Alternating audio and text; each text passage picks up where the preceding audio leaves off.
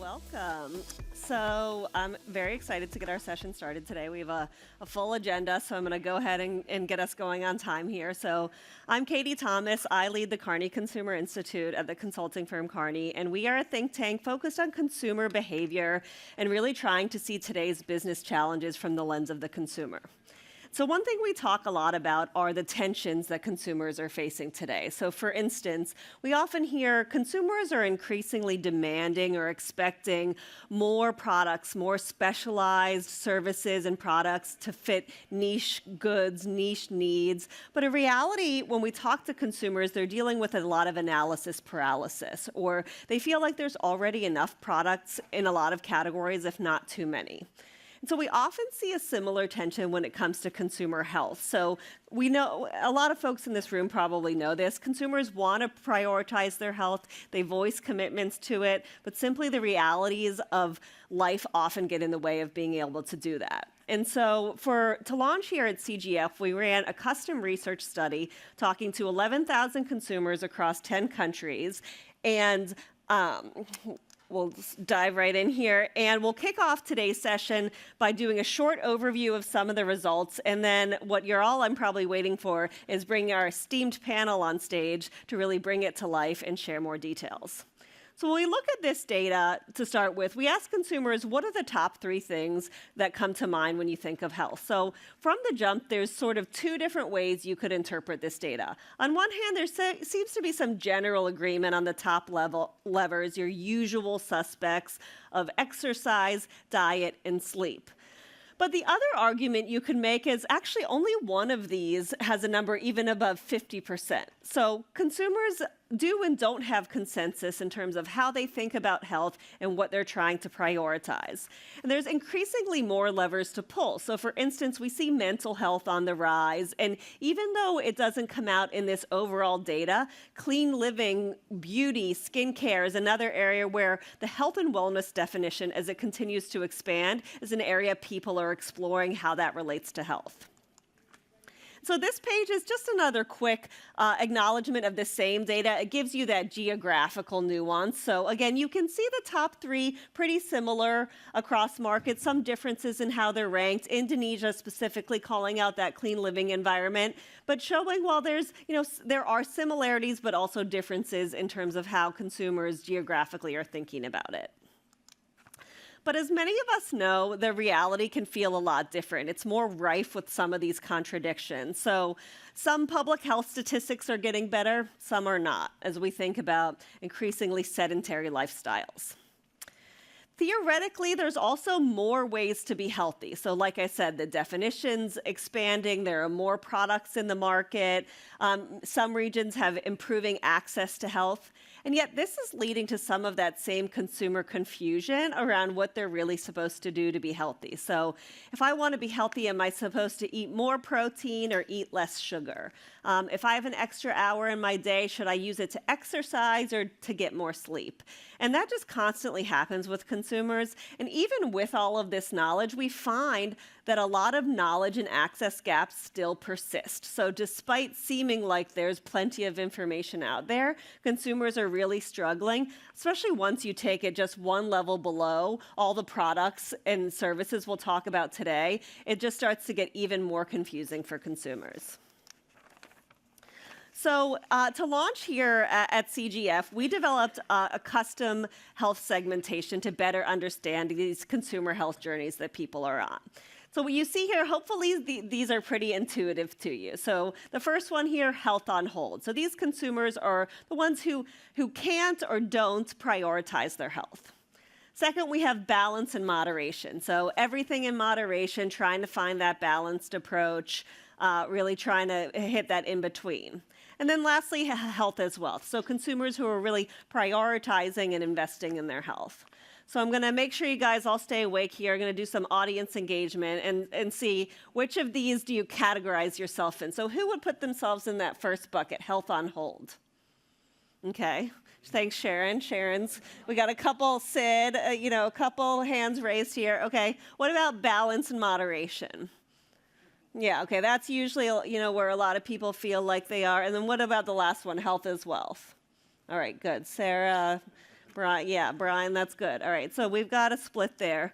So this is one of the big unlocks we found in our data here. So on the left-hand side, similar to how this room broke down, you saw a lot of people in balance and moderation, a fair amount in health as well. How consumers see themselves is balanced. But what we did was ran a custom methodology that asked more objective questions about structural behaviors, motivations, and the ability to be proactive about their health, and recategorized consumers, and that moved 40% of consumers into health on hold. So that's how many consumers in reality are actually struggling to prioritize their health. And it changes a lot about the way we think about products, the way we think about the messaging, and if consumers really are thinking about health in the way that we sometimes, want to act like they are.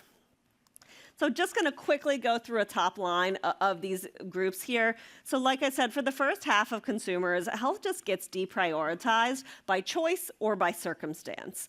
And so what defines this group is just that first statistic. 94% of consumers in this group admit they have trouble prioritizing their health. So for some, it's due to measurable limits, time, money, energy. But for others, it's just that motivation. In the US, there's an expression, life is short, right? FOMO, life is short, eat the cookie. So I'm not prioritizing health all the time. And then what we see here also with this group is that health is tied to emotion. So they're the most likely to eat, indulge, skip routines due to stress. So some of the other groups, that would happen, but it would be more on a social, I'm on vacation. These consumers are doing it more regularly. It's very emotional. I think one of the biggest unlocks in this group for me was that this group leans younger. So this is counter to, I think, what a lot of us have heard recently, that Gen Z and even millennials are the most health aware, the most health conscious generation. What we see is that Gen Z is honestly no different from generations past. When you're young, you have a fast metabolism, you have different priorities, you're maybe not thinking of health in the same way, and that's what we see here, that despite some of these more recent narratives, these consumers are just as likely to say they're not prioritizing health yet. Then we get into the balance and moderation segment, so health as a balancing act. These consumers can appear pragmatic, but what we see is they're torn. And this is really, the funny part is it went from the smallest group or the largest group to the smallest group. These consumers are torn. They're really trying to identify shortcuts and make rationalizations. They take a more flexible approach to their health. So for instance, they're most likely to say a long walk counts as exercise versus I need to sweat for it to count as exercise. They lean into any kind of hybrid solution, such as an at-home workout, where they can, have minimal disruption to their routine.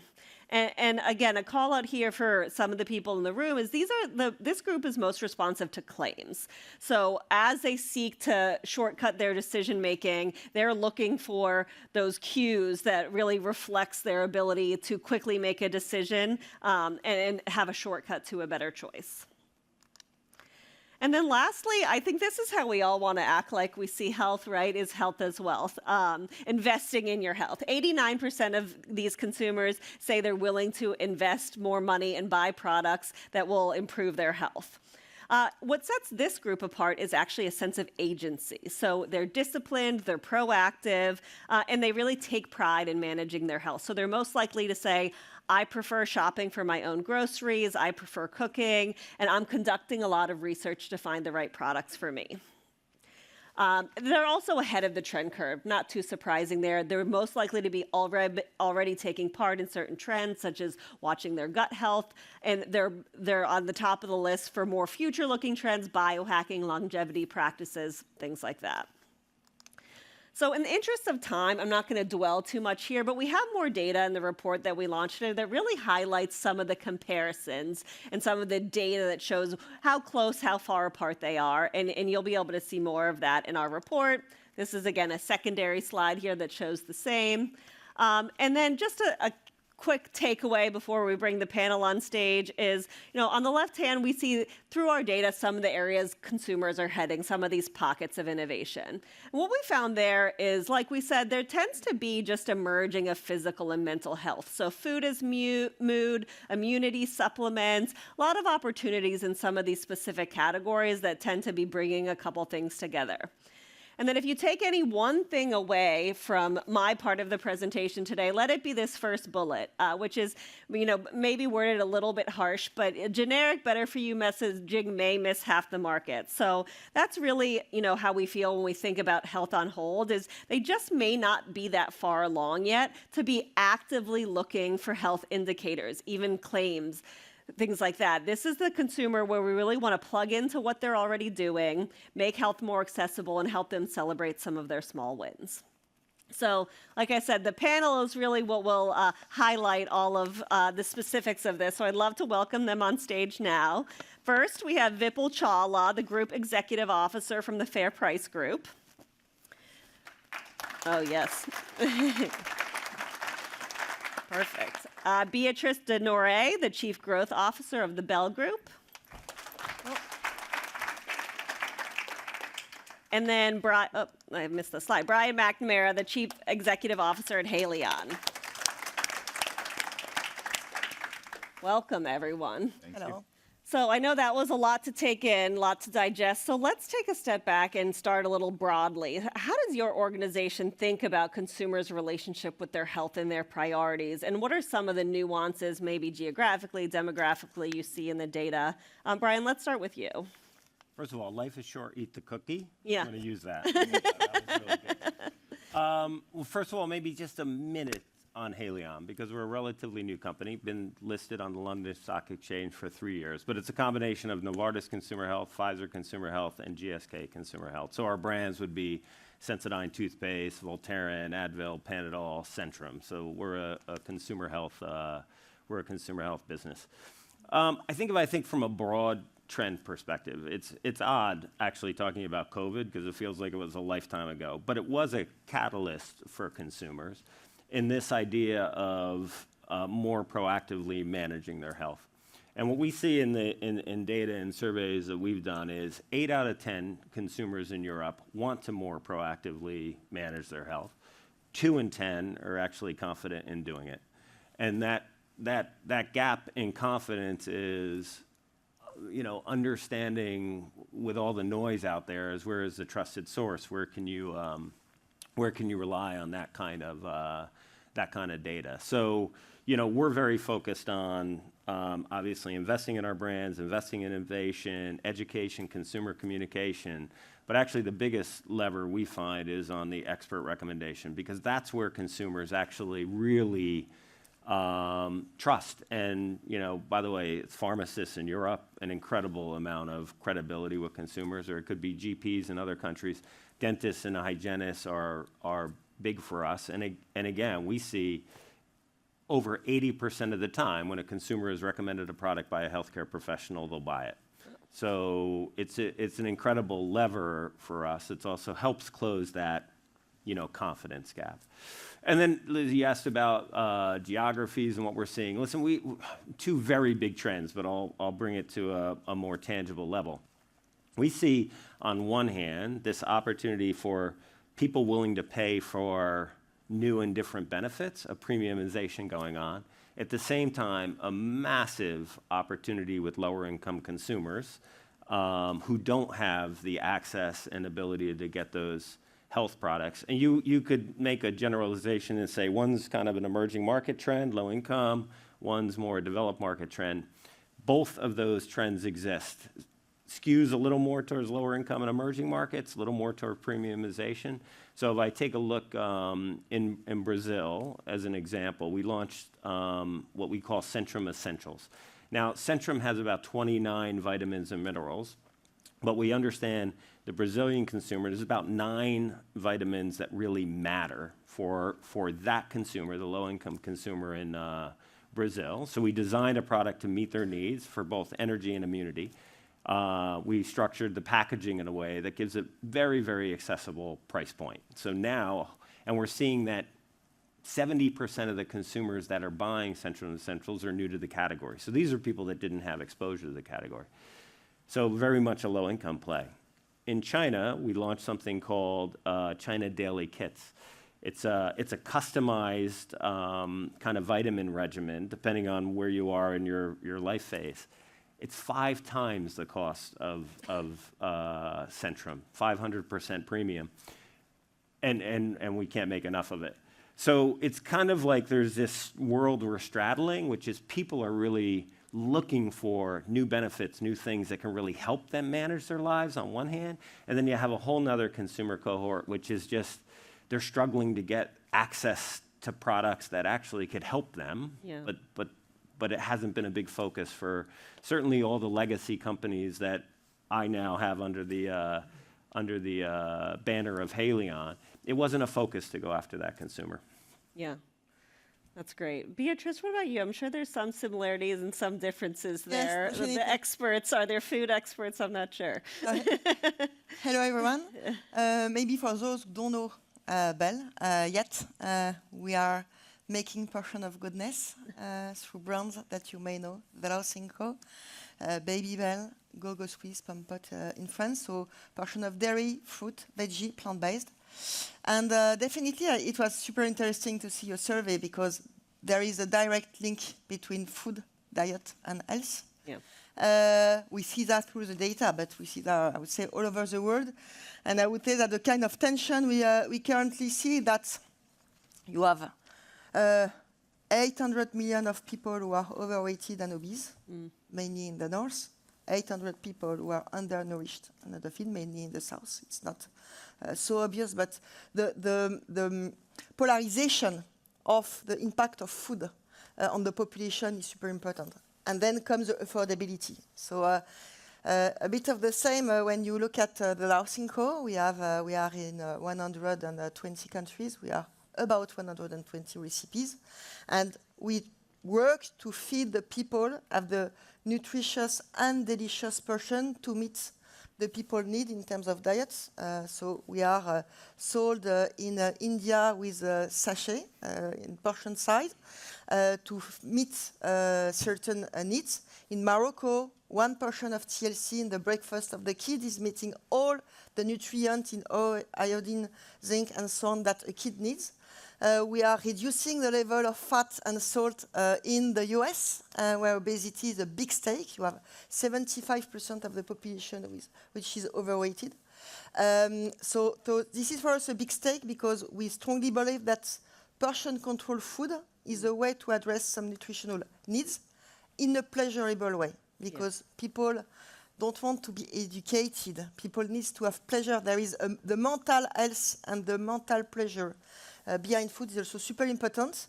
Yet we must recognize that we have a role to play, because today the way the population all over the world is fed is not sustainable.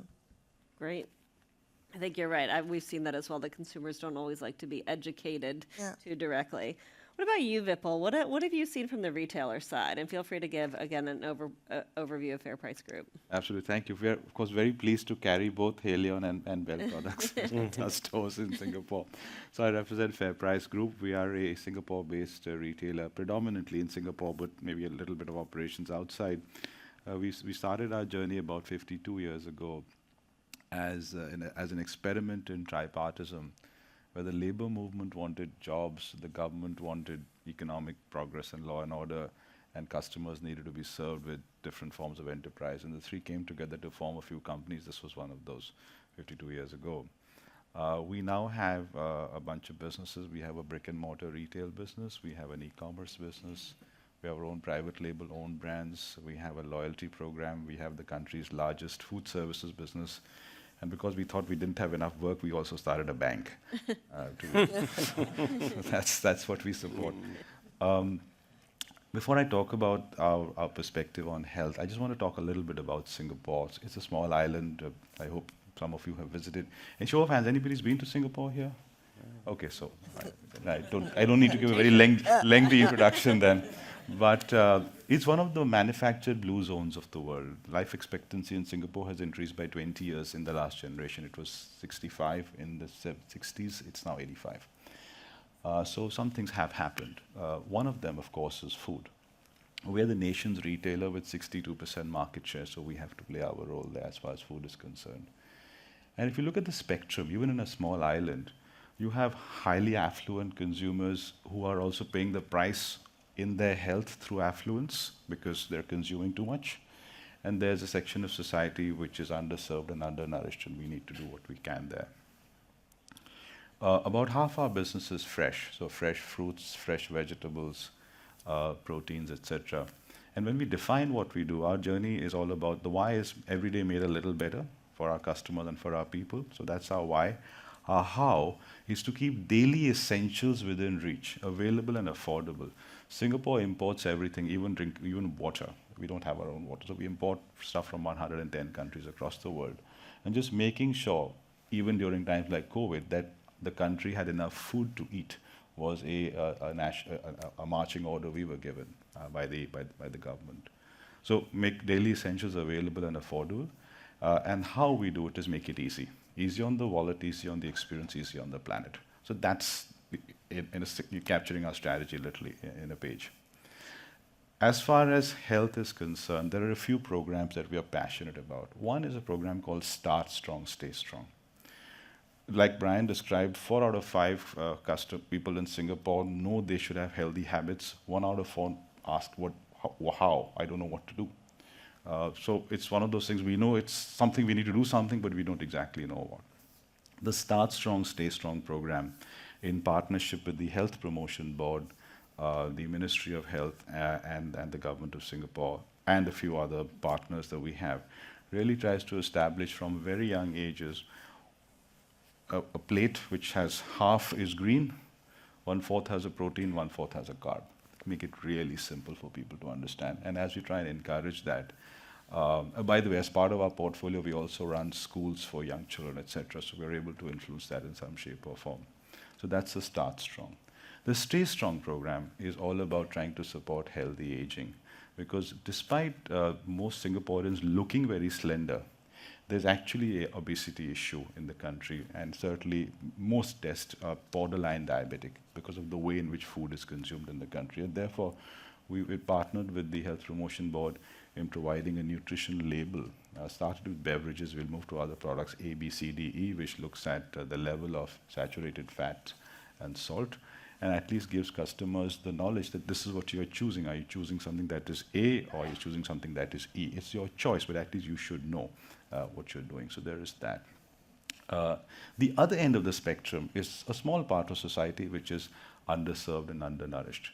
And therefore, programs like a full plate, wherein we make sure that those communities which don't have access to food, we do more than our fair share in that. And the other thing, of course, the third program that's important is what we call the Protein Pledge. Despite everything that I've talked about, there is insufficient protein going into people's stomach in the country. And therefore, through our philanthropic arm, the FairPrice Foundation, we have pledged just this year alone $1 million, but we will ramp it up a little further over the next few years to make sure that people get enough eggs. In addition to that, realizing that assisted living and healthy aging is important, we donated another $50 million through the FairPrice Foundation for healthy aging in the country, which provides a whole bunch of services, food, but a few others, so that we keep society healthy and balanced. So that's, in a nutshell, what we are working on. Great. A lot to take in there. Great start. I think all of you mentioned the consumers that are struggling, perhaps undernourished, underrepresented. We saw that in our research as well. Beatrice, let's start with you on this one. What are some of the biggest challenges you see more specifically that consumers face with their health? I know you and I talked about obesity, weight management. What are the specific challenges you see with consumers? I think this is related to what people have shared. I think that the diet is quite simple. It's carb, it's protein, it's fiber.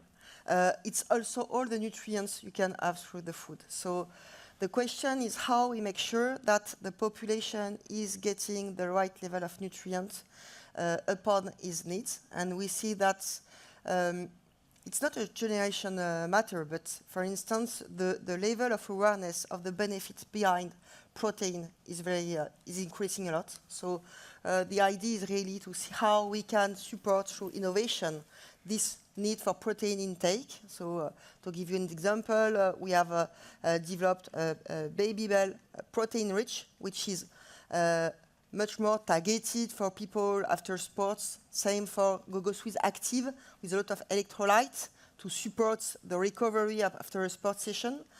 We know that fiber is the next protein. The level of fiber intake is too low, generally speaking, because people don't eat enough fresh vegetable or fresh fruit. So the question for us is, how do we integrate fiber in the diet, combining veggie and fruit, combining veggie and dairy, and as well to accompany through the pairing strategy the food intake in the right balance. And it's very clear that, for instance, in schools in Europe, when you do a plate of a course of vegetable pairing with a TLC sauce, you are reducing the food waste by 80%, meaning that you have the kids in the school eating much more of vegetable with a nice dairy sauce than if you just put the vegetable. So there is all this, I would say, it's not that we look at our product in isolation, but how we integrate this in a pleasurable and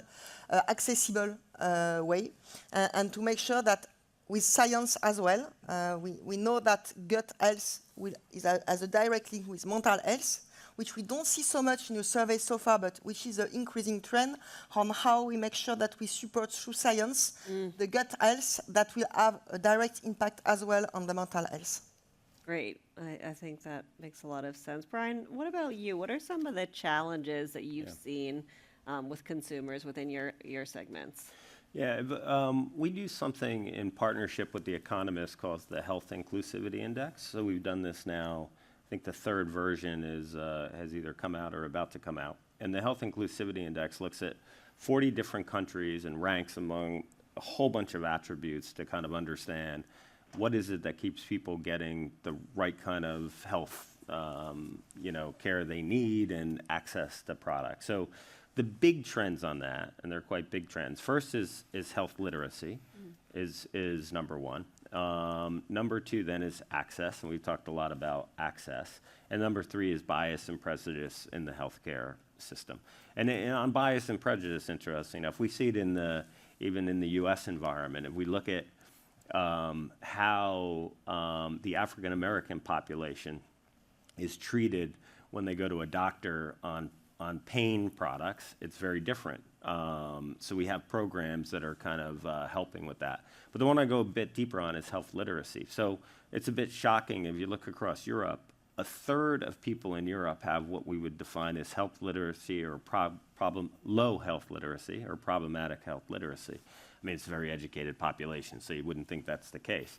What's health literacy? It's the ability to read a label and truly understand, how do I take it? What could be the issues with other medications and things like that. So there's a significant opportunity.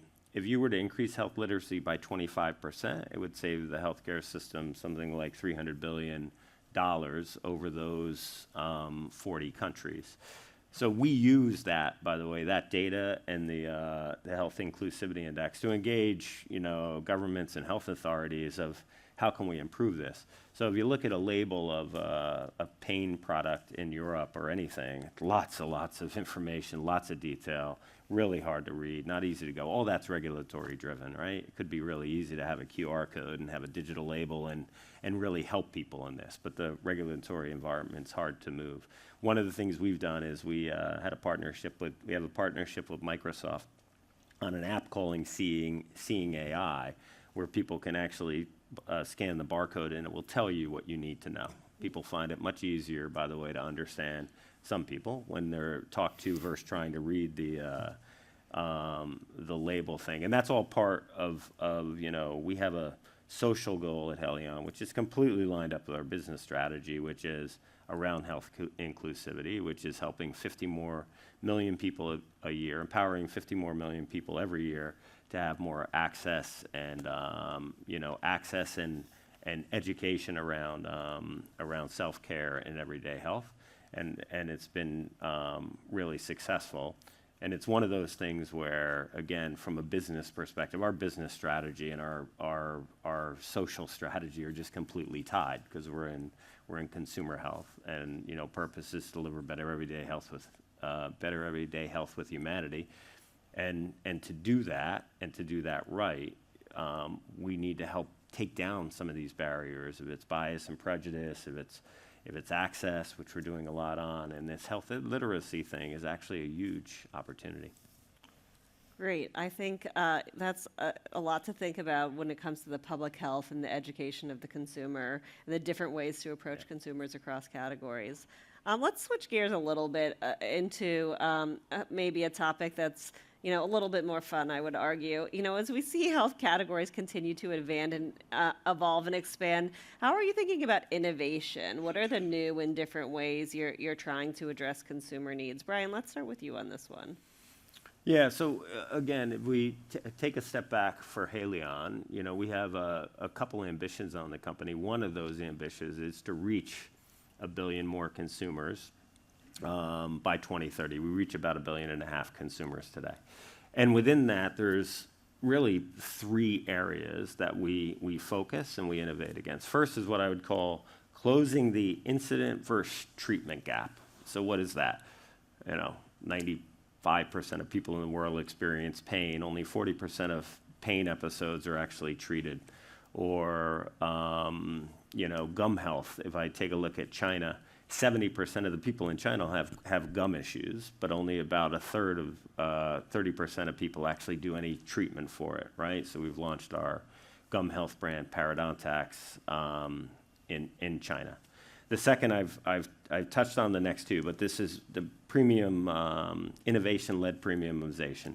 And again, I talked about the China daily kits, but I take a step back, and Sensodyne is a premium price toothpaste. It is because we invest quite heavily in the science and the clinicals, and it really treats a therapeutic area. And we're in therapeutic oral health, either sensitivity, gum health, or enamel strength. We've launched Sensodyne Clinical White, which is the first toothpaste that actually addresses whitening and actually addresses sensitivity. Most whitening toothpastes aren't particularly good for gum health and things like that. It's a premium product. We have the clinicals. We get dental recommendation. It's doing amazingly well. And then the third is really this access to the low-income consumer. And we're doing a lot around that. And what we find in that low-income consumer is these are people that really want brands. They want brands they can trust. They want to give the best to their family. When you talk to low-income consumers in India or China or Brazil or any other markets around the world, parents will sacrifice almost everything to make sure that their kids have, what they need.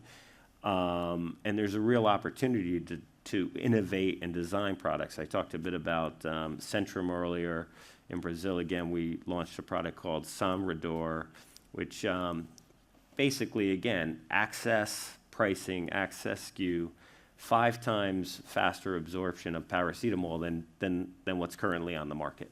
So real benefit, but really at an access kind of price point.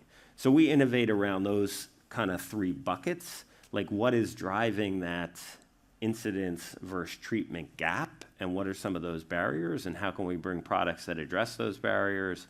And then, how do we really find out where consumers they really are looking for more solutions, and they're willing to pay for them. And we invest quite heavily on that consumer understanding side, and then developing those products. If it's Centrum daily kits in China, or Clinical White, or Otrivin nasal mist. One of the things we find with that incident versus treatment gap is people really don't like in decongestants putting things up their nose. Mm-hmm. Some people do, some people don't. So we developed a product that is quite a gentle mist, and it kind of takes away that barrier for people that may not do that. So I think innovating around those barriers and opportunities with the ambition of reaching those 1 billion more consumers is what really drives our agenda. Great. I can't speak as much to nasal spray, but I can confirm Yeah. that my dentist is a fan of Haleon products because I always come home That's with either good. their You Sensodyne use or Sensodyne now? Parodontax. Yes, Yeah? I do. All right. Yes. It's good. What about you, Beatrice, from an innovation perspective? I know, everything from balanced diet to functional foods to science and food technology. What's some of what you guys are thinking about? So I would say there are many aspects we are focusing, but we are talking about health. What we see and what we work is that we know we have playful food form.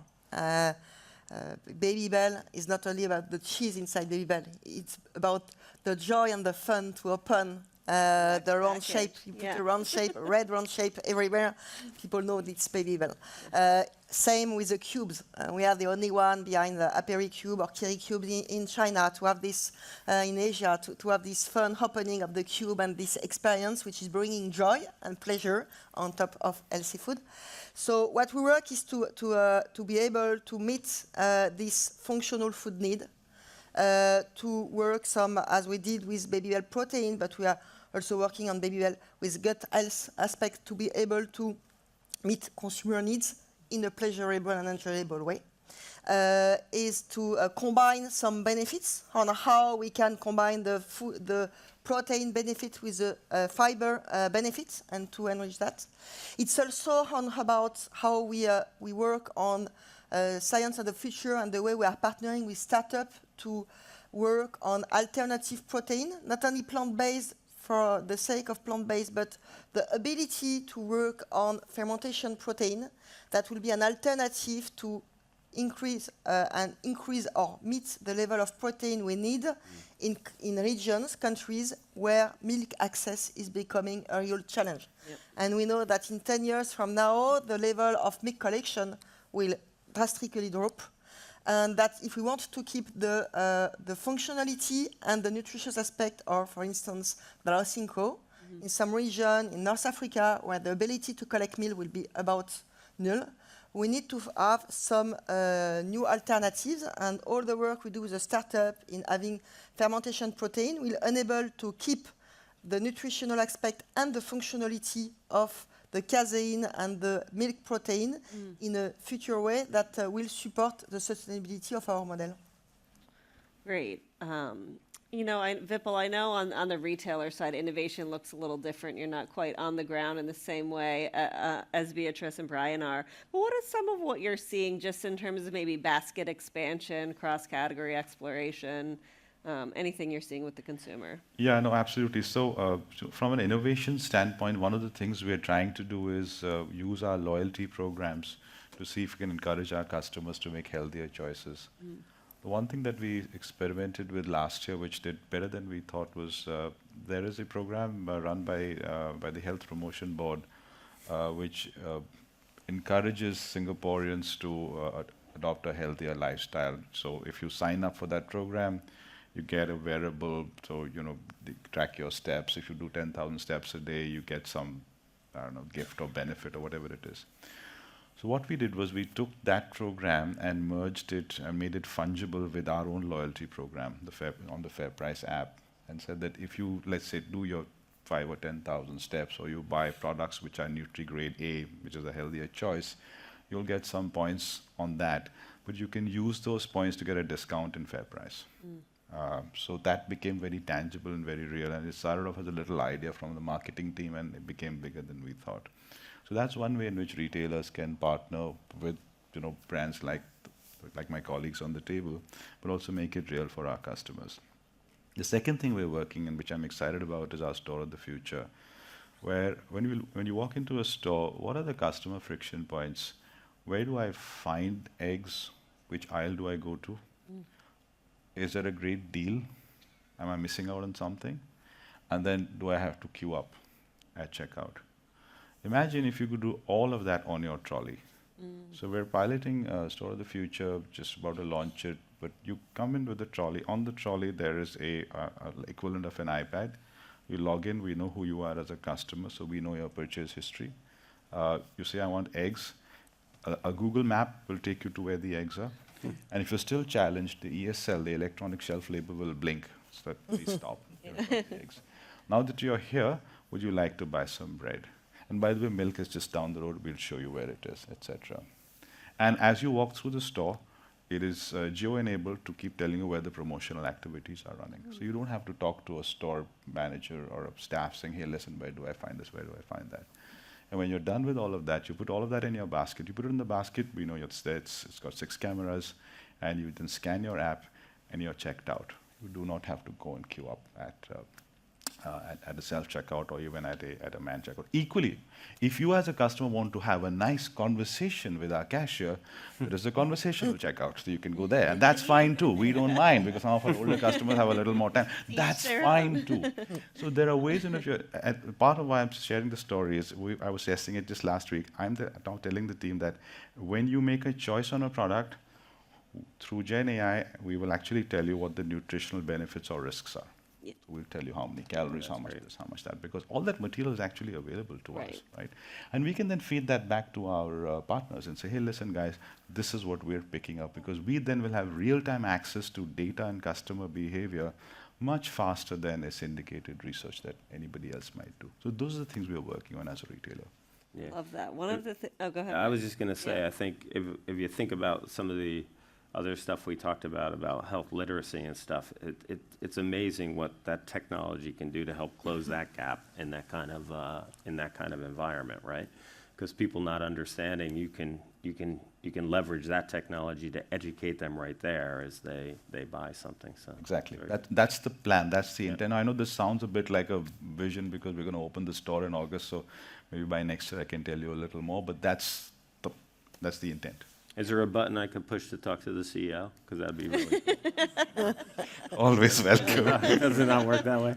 But I think that beyond education, what is super interesting, that it's a consumer and customer engagement, because it's accompanied, but it's also engaged in the processes, which is for a long-lasting performance is super critical, because we all have the good intention, the say-do gap, and you perfectly illustrate at the beginning, there is a very high say-do gap between I know what I should do, Yeah. but the way I behave is very different. So to be accompanied on a daily basis is helping the education and the engagement.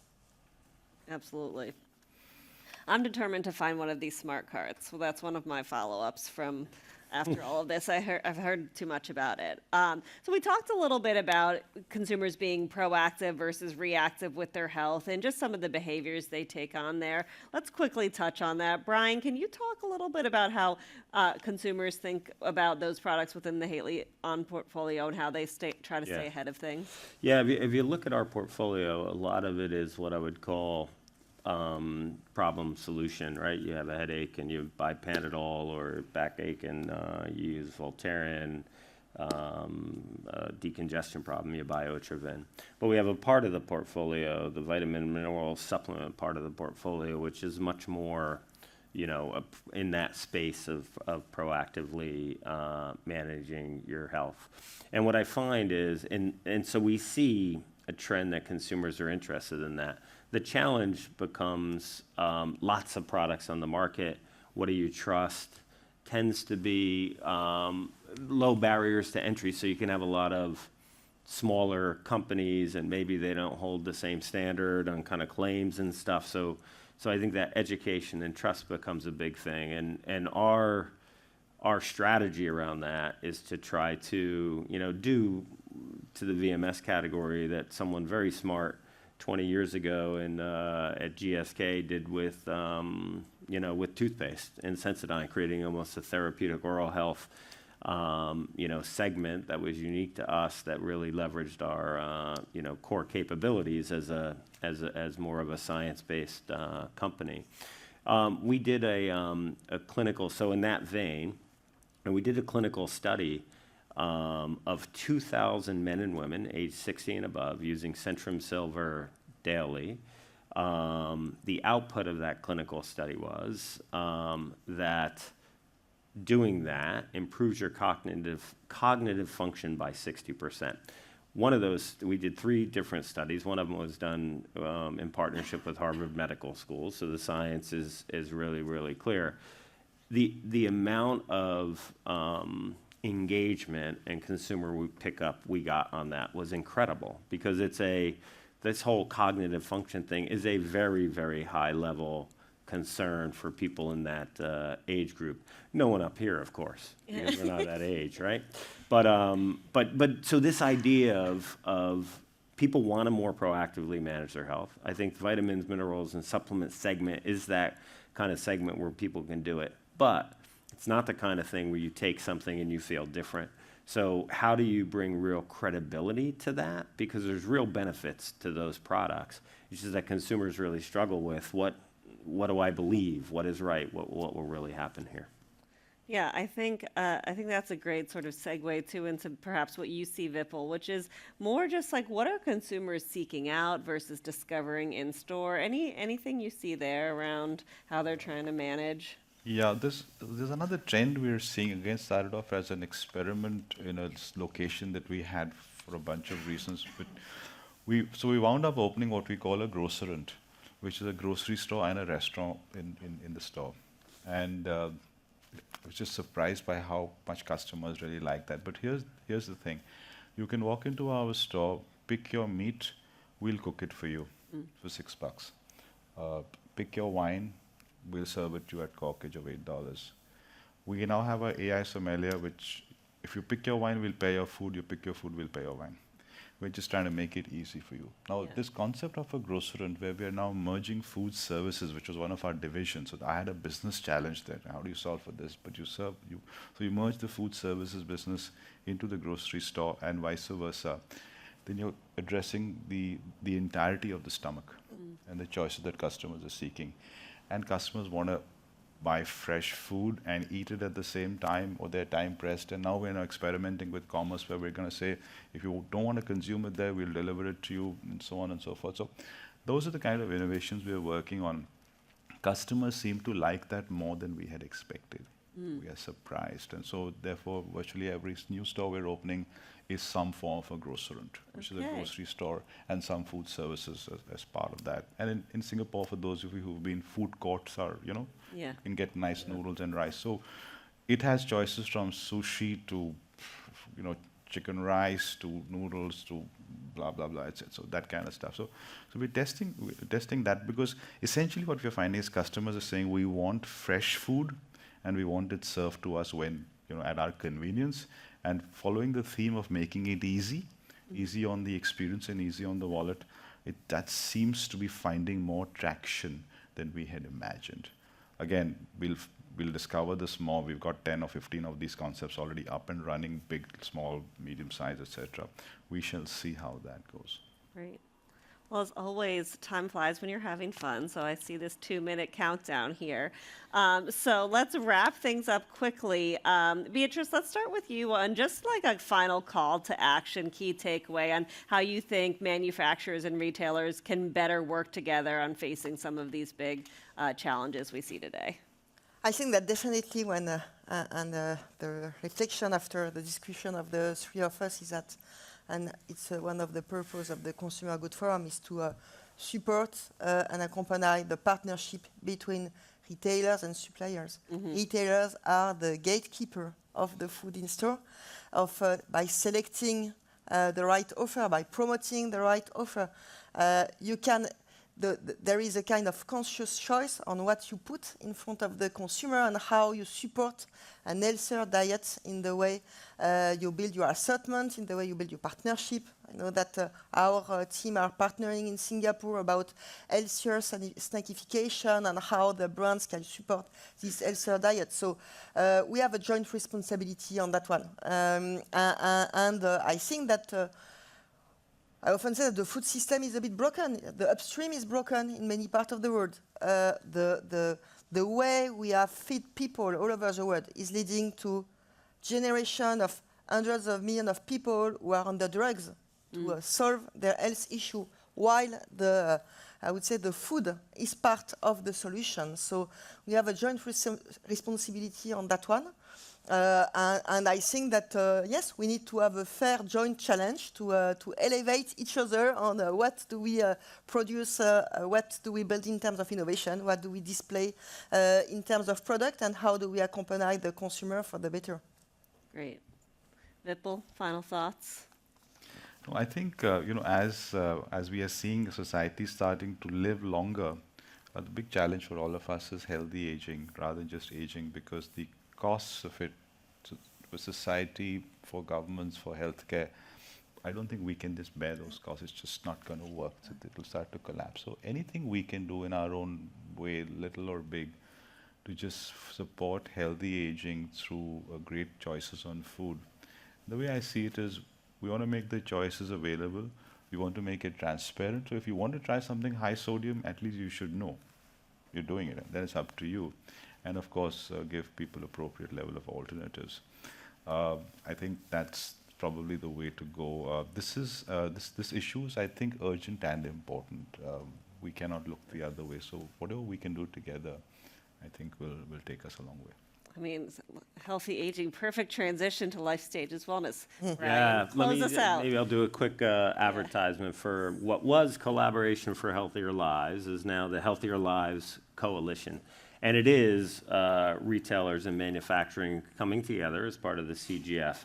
3 focus areas, healthier diets, life course wellness, and then life course wellness, and what's the third? Oh my God, I forgot the third.